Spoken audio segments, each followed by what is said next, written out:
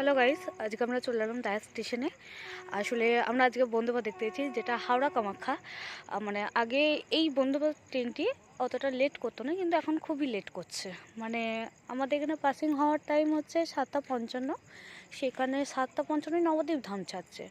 আর এইদিকে লেট হচ্ছে 8:16। আজকে প্রচুর লেট করেছে এবং প্রতিদিনই এখন খুব লেট করে আসছে, জানি না কেন।